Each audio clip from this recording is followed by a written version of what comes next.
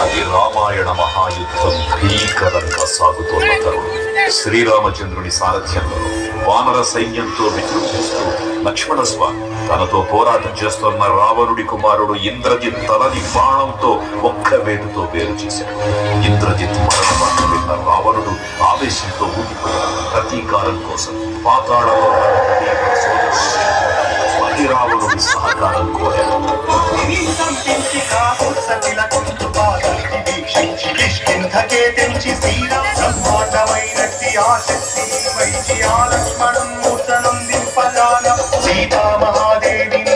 శ్రీరామపుణ్ణిచ్చి అంతన్నయోధ్యాపురించొచ్చి పట్టాభిషేకంబు